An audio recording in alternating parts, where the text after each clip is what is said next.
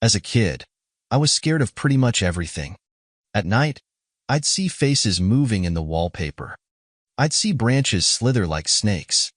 Piles of clothes turned to slumped bodies, lamps looked like heads, and the front of cars grinned at me with sinister intent. I could also hear them. A creaking door would sound like a groan. The wind would scream, and floorboards would breathe heavy sighs. To me, there were ghouls, ghosts, and monsters around every corner. Needless to say, I was a nervous kid. Turns out it wasn't just an active imagination. I have a condition. It basically boils down to chronic overactive pareidolia. You know that thing where you can see faces in cars or shapes of people in trees? That's pareidolia. It is a sort of defense mechanism that humans have evolved to notice camouflaged creatures like jaguars and snakes and to discern the sounds of encroaching predators. But to me, it is about 16 times more noticeable than what is normal for the average person. I see things everywhere, all the time. Of course, there were treatments. By age 12, I had tried 6 different regimens over a total of 4 years, and the side effects were brutal. Some would make me irritable, while others would make me hyper-focused. One type of medication just straight up put me to sleep. By age 18, I thought I'd never get a job. I was barely dragging myself through school, and there was no way I'd make it through college. I was on a course of drugs that barely kept me together, but they gave me these awful tics. I'd drop things. I'd wake up in the middle of the night. My leg would shoot out and trip me. I was a mess. My mom had to cover the stairs and handrail in grip tape. A few years ago, I had a standing meeting with the county employment services every Thursday. I hated it. On a particularly bad day, my mom had to drive me there. The meds were kicking my ass. She dropped me off at the end of the street, and just in that short walk to the office, I almost tripped into a brick wall. I was so flustered I knocked over a trash can.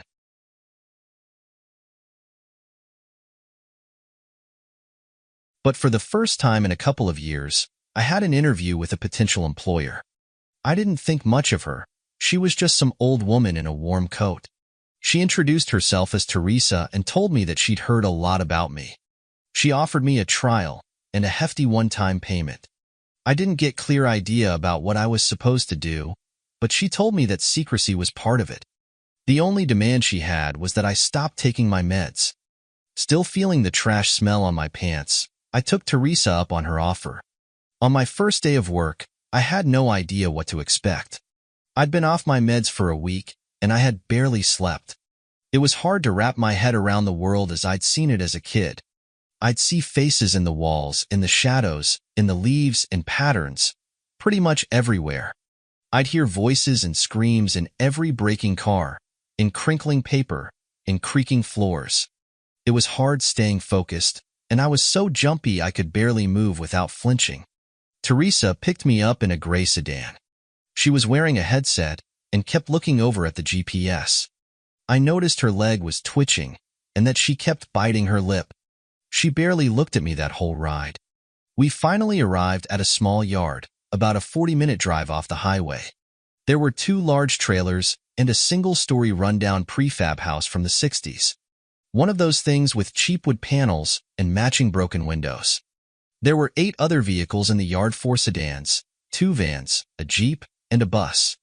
They'd set up warning tape, a command tent with laptops and an antenna, spotlights, and half a dozen crates covered with blue tarps. There were armed men with assault rifles, security personnel with handcuffs, and a couple of medics standing by with first aid kits and stretchers. I was swarmed as soon as I stepped out of the car. They fitted me with a headset, protective gloves, a heart monitor, and tagged me with a plastic ribbon around my left wrist.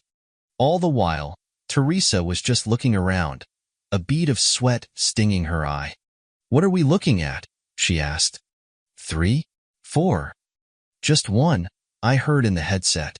"We got it early. You got the spot?" "On site," she responded. "Any blues?" "No blues, we're clear."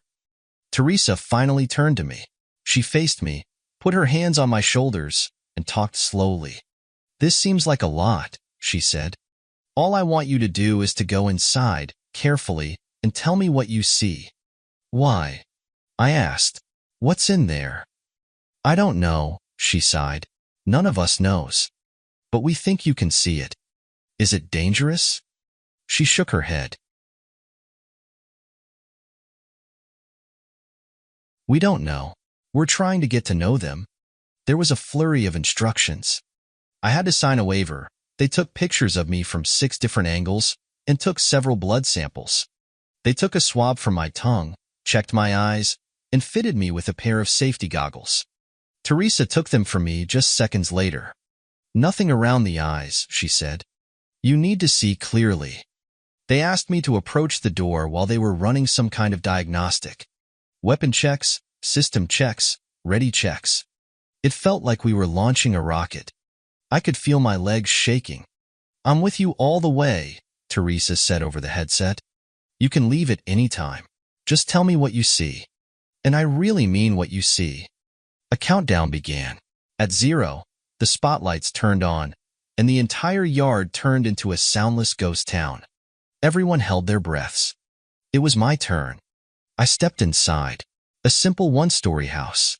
3 rooms, a bathroom, a kitchen. Someone had clearly lived there until recently.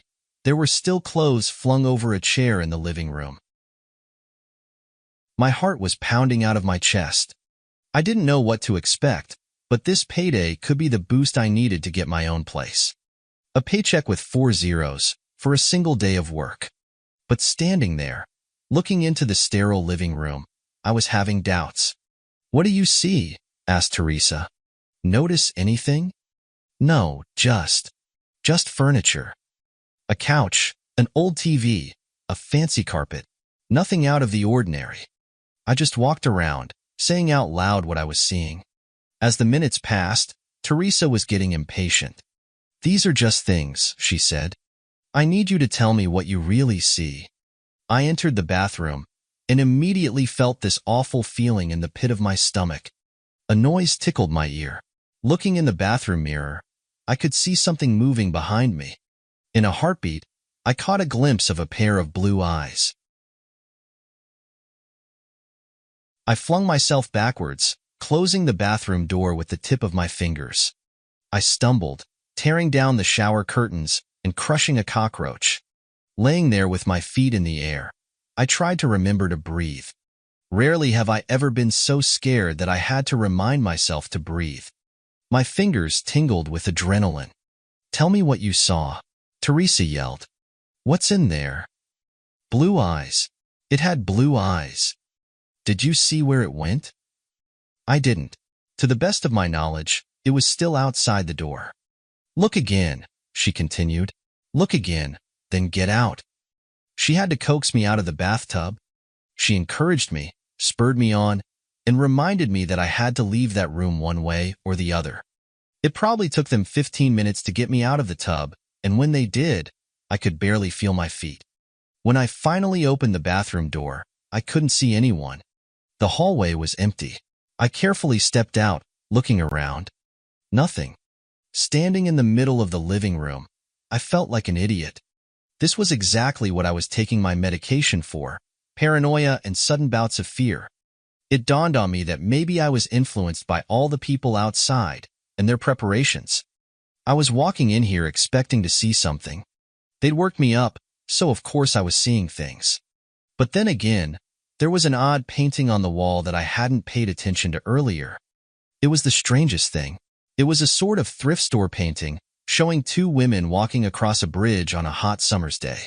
It was sort of generic, but I'd been hypervigilant when I first stepped in. You know that feeling when you say a word over and over so many times that it starts sounding like a noise? That's the feeling that fell over my eyes. The picture started to blur and disappear, turning into swirling colors. And there, in that blur, I saw those blue eyes. There were small blue spots in the water, on the sides of the bridge in the painting. That's what I'd seen, and there, I'd seen a face. Something blending into my sight, disappearing. And for a second, I knew for certain that I hadn't seen this painting when I first stepped inside. And now, it knew that I could see it. I felt it. I slowly started to back out. There's something in the painting, I whispered. In the living room? You sure? Teresa asked. Absolutely sure? Absolutely. Get out. I rounded the corner and heard the floorboards creak. I could no longer see the painting, and I could sense something move. Backing out of the front door and into the cool autumn air, I could feel hands on my shoulder. Armed men pulled me back, and paramedics started to check my eyes with flashlights. They asked me all sorts of personal questions, like my name, my mother's maiden name, and the name of the president. I was told to lay down, as I heard a team breach the house with stun guns, cattle prods, nets, and a crate. Laying there and feeling the pressure subside, I just cried and laughed. I didn't even notice Teresa sitting down next to me. I was given a cold drink and a pill, and I took it without question. You did good, she said. You're done, you're done. What was that? What's in there? Something only a special mind can see. That was my first time working with Teresa. Over the coming years, I would be called in about once or twice a month, and the pay I got from those few days were enough to get me out of my parents' house. Teresa would check in with me weekly, and I had to submit to regular checkups, but more often than not I was completely off the leash. I started to learn a bit more about the company I was working for and what they were doing. I started getting payments from Hatchet Biotechnica, a subsidiary of Hatchet Pharmaceuticals. My official title was contractor, a title that was repeated like a name.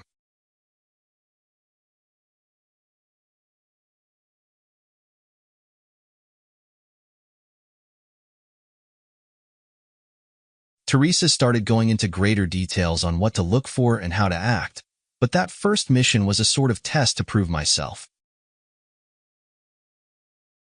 I had no idea what I was actually proving, but it felt like my tendency to discern patterns and seeing dangers helped me along. I learned a bit more about their procedures. For example, they were adamant about checking for blues. This meant surveying the nearby area to look for some kind of infection, usually taking the form of miscolored flowers. Most often blue, but not always. Sometimes tulips, most often sunflowers. Once they just found a bunch of teeth sticking out of the wall. Whenever they checked for blues, this is what they would look for. Something overtly strange and unnatural. When something like this was found, the whole mission would be called off, and they would use controlled explosives to just take out the entire area.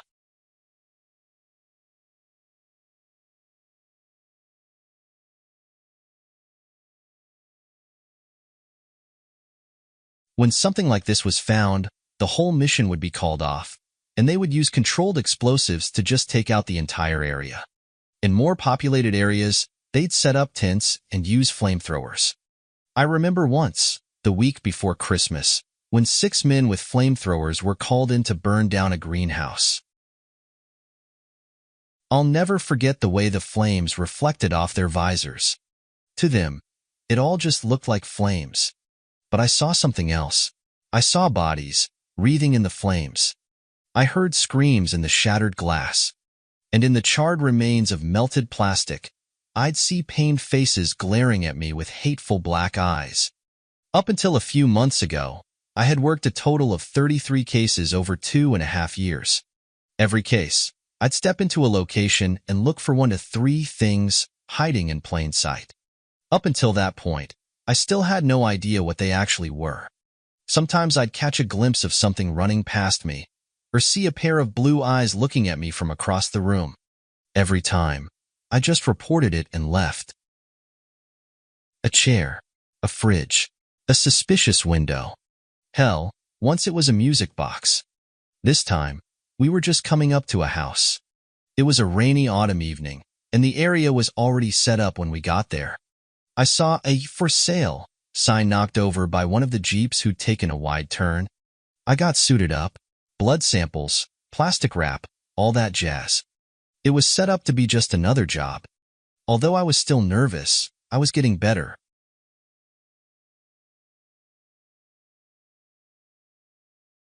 "No blues?" asked Teresa. "None," said one of the armed men. "We're looking at a single tango." "You sure?" Teresa squinted. "First report said 6. Secondary reading says 1. We might have runners." Notify the Galapagos, she sighed. Put him on the hunt. She turned to me with a smile, tapping me on the shoulder. In and out, you got this. I got this, I repeated. Yeah. Standard routine. Countdown, spotlights, game on. It felt like stepping onto a stage. As I walked through the door and saw my shadow stretch out across the floor, I felt like a hunter. That I was the one to fear, and that whatever stayed in this house tried to hide for good reason. The floor is crooked, I noted. Strange place. You sure? Yeah, I nodded. Definitely. I steadied myself and started checking the rooms one by one. I waited for that feeling to emerge. My eyes seeing through the obvious and seeing the picture beneath the picture. The blue eyes emerging from nothing, and the patterns of shadowy figures growing clearer.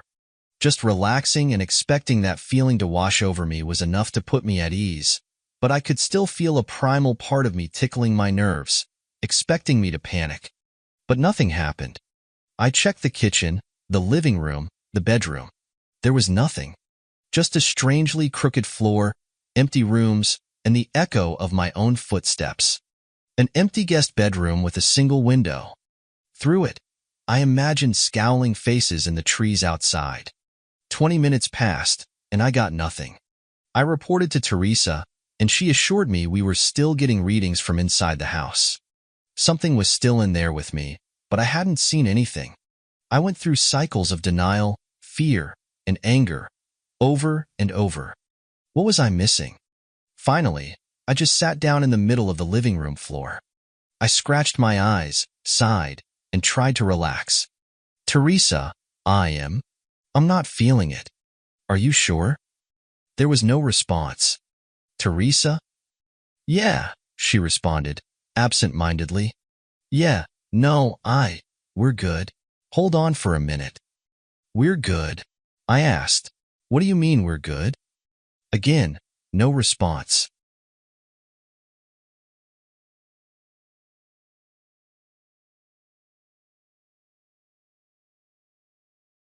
I stomped around for another 10 minutes before I went up to a window. Facing the front yard, it was hard to see through the glare of the spotlight. Teresa? I'm coming out. The place is empty. As soon as I opened the front door, I saw 24 faces fixed on me. Maybe they were surprised to see me, but I got the sense that there was something else. I could tell something was off. They all looked at me with strange expressions. Some neutral, some smiling ear to ear. One of the paramedics just stared at me with slack-jawed terror. It was as if they didn't know what to feel or how to express it.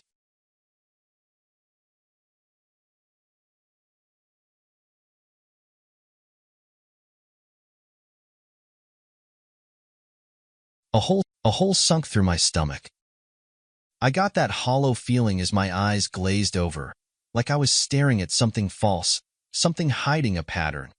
This was the sense I'd been looking for inside, and now I was feeling it. In the far back, I saw Teresa. She stepped out from behind a jeep, smiling ear to ear. Behind the shape of her face, her eyes emerged, glowing with a cold blue. One by one, their eyes flared up in a blue glow. And there, in a moment, my paranoid sight registered human-like shapes in the grass around them. Headless, mauled bodies.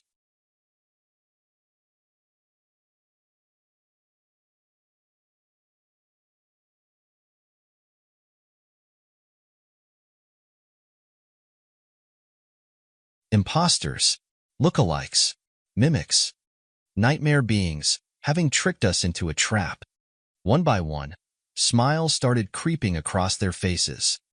Rows of impossibly sharp teeth hiding long tongues. Their fingers growing longer, their necks elongating. They were losing their disguises and facing me, head-on, unafraid. Nothing was said out loud, not a word.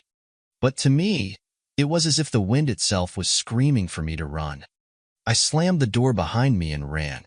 Faces were coming out of the walls. Door handles turning into hands, grasping at my clothes. My distorted face reflecting in windows and mirrors with jawless grins. I couldn't blink. Every heartbeat, a new horror forced my eyes open. There were more doors than I remembered. There were more windows than there should be. The kitchen suddenly had a skylight, and there were 4 fridges. Countless paintings had appeared in the master bedroom, depicting cruel and blood-drenched horrors.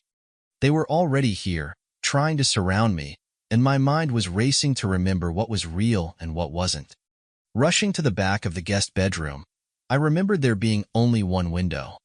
Now, there were 2. I had to roll the dice. Take a guess. Do something.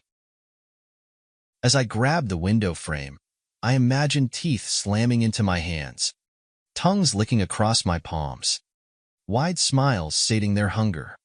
But this time, it was just my imagination. I burst through the window and took off running into the woods. Through the night, I just kept going.